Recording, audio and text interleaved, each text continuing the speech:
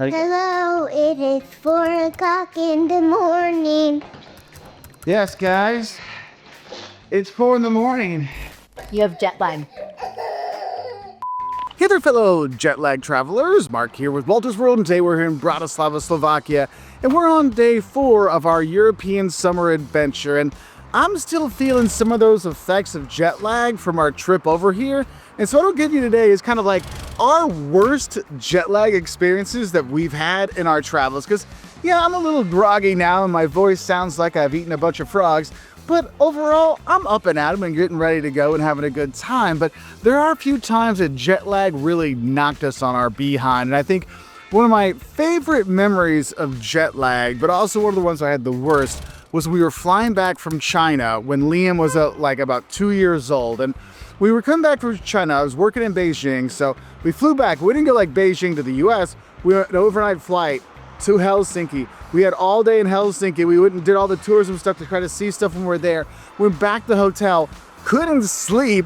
We finally went to sleep. We slept for like 3 hours, then had another flight from Helsinki to the US. And when we got to the US, my mother-in-law, she picked us up in Chicago, drove us back to where my parents lived so we'd have some time with them because the kids were little, right? And so we're there, and it's like we're all just so zonked out from 2 night flights in a row. I don't sleep on planes. Like, we were all just out of it, right? And so we all go to sleep. Finally go to sleep like at 10. All of a sudden, at 3 in the morning, there's this little 2-year-old, Dad, Dad, Dad, Dad, Dad, Dad. Liam wide awake. Like, he's like singing and dancing and jumping. I'm like, no, buddy, you need to sleep. Like, jet lag, you're gonna be horrible. Of course, he didn't understand. So I had to go make him breakfast at like 3 o'clock in the morning as he's singing and dancing and all kinds of stuff, trying to keep him quiet enough not to wake up the grandparents, hopefully not wake up Jocelyn or Caleb so they could sleep in. But yeah, that was kind of a fun one because I think I actually even filmed that one back in the day. But that was one that took a little bit of time for us to kind of get over it. But that 3 a.m. wake up with Liam just cracked me up. And it was like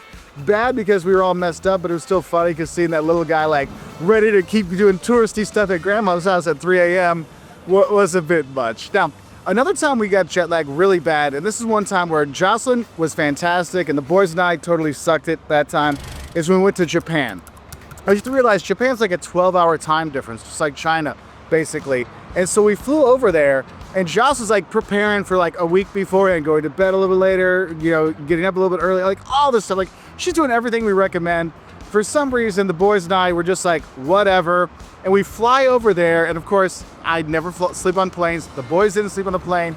So we get in like about noon, 1 o'clock at the hotel, and honestly, we're like, we'll just take a little nap. And the boys and I just zonked out, like just zonked out. It was like 2 or 3 in the afternoon, but we zonked out and woke up at midnight, and Justin's like, you guys suck. I told you not to go to sleep. So of course we woke up at midnight and we were wide awake, and it was just such a tough time to get back on this the right sleep cycle. That's why it's really important when you travel. Like, try to stay up as late as you can that first day and then go to sleep. Even if it's just like 6 or 7 o'clock at night, to stay up till then can make a big difference, because we were so zonkoed out that next day or two that it made it a little bit tougher to enjoy Tokyo in the first couple of days. So that was another time. But the thing is, sometimes you have, you know, the jet lag when it's not that big of a, you know, time difference. I mean, we were coming back from Brazil a few years ago, and our flights got delayed in Brazil. Brazil is like a 3-hour time difference. So you think, oh, 3 hours, that's not that bad. But sometimes, if anybody flies from the East Coast of the US to the West Coast or vice versa, you know, sometimes that 3-hour, you know, time zone switch really can mess you up. And so we come back and our flight gets delayed. We leave Brazil, we get in the US, our flight there was delayed. I mean, it was just like one of those, like, everything keeps happening. And originally, like, we have like a 3-hour drive from home, from St. Louis. We're like, oh, we'll just land and then we'll go home. Thing is, when we landed, we were literally falling asleep walking to the car. Like, I was like, I can't drive. Like, that's one thing. If you've got bad jet lag, don't drive, because it could be very dangerous. And we're like walking to the car. I'm like, I don't think I could drive home. And Jocelyn's like, I know I can't drive home. So we literally took the shuttle out to get our car and then drove back to the airport to go to stay at the Hilton that was at the St. Louis airport. And we ended up staying there, and we were totally just a mess when we were there. It was like, we were checking in, we're like, hotel room, please. I mean, we were out of it. It was only a 3-hour time difference. The thing was, it was we had the overnight flight from Brazil that got delayed and everything happened. And I mean, it's not like it was late night really when we got in. It was kind of, you're like, and you're just out of it. So that was another time. And then there's the time that I was taking students to Stockholm. I was teaching a class there. I brought a bunch of students from the US, and our flight got in about 7, 8 o'clock in the morning. And since it's a group trip, the university is not going to pay an extra night for a hotel room so we can get in early. So everybody's coming in. Some of us were on the same flight, some were on different flights. We're all coming in and just dropping off our bags at the hotel. I'm like, okay, we'll go experience some of Stockholm. And so we're going around, remember, drop off the bags like at 8, and the hotel literally had a check-in desk and 2 like small 4-top tables, and that was it. That was their lobby.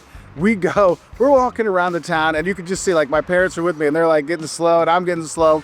We go to the Vasa Museum. It's this big ship museum in Stockholm you have to see. No joke, this has never happened to me my entire life until then.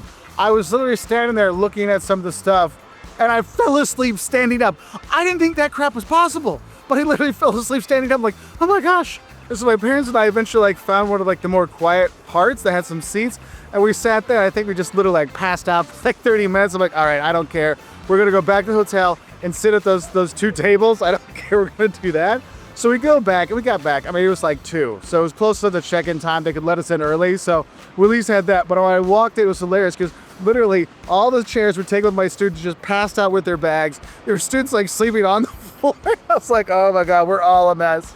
But yeah, we were all so jet lagged that day.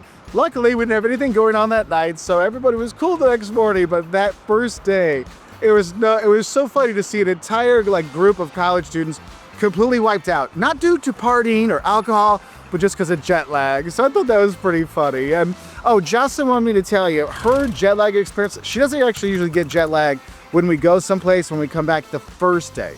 What gets her is when she comes back to the US after 2 or 3 days, she kind of hits a wall where all of her energy kind of dies away. Because when she gets here, she takes her medicine and she'll go to sleep early and do all these things and get up and get on the time thing right away.